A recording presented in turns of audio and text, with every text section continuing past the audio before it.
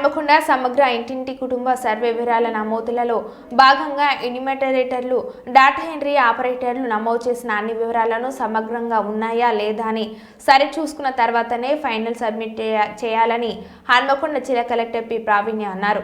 గురువారం హన్మకొండ జిల్లా గుడెప్పాడు క్రాస్ వద్ద ఉన్న విట్స్ కళాశాలలో సర్వే వివరాల నమోదు చేసేందుకు ఏర్పాటు చేసిన డాటా ఎంట్రీ కేంద్రాన్ని జిల్లా కలెక్టర్ పరిశీలించారు.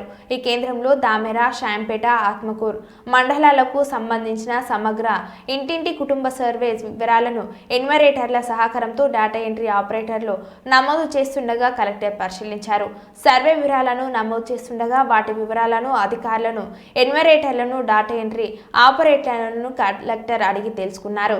ఈ సందర్భంగా జిల్లా కలెక్టర్ ప్రావీణ్య మాట్లాడుతూ సూపర్వైజర్లు ప్రతిరోజు ఆయా మండలాలకు సంబంధించిన సర్వే పత్రాలను డాటా ఎంట్రీ సెంటర్కు తీసుకువచ్చి నమోదు చేసిన అనంతరం తిరిగి ఆయా మండలాలకు చెందిన మండల పరిషత్ కార్యాలయాల్లో పకడ్బందీగా భద్రపరచాలని అన్నారు. ఎలాంటి తప్పులు దొరలకుండా సర్వే వివరాలను నమోదు చేయాలని అన్నారు. అదేవిధంగా పరకాల మున్సిపాలిటీకి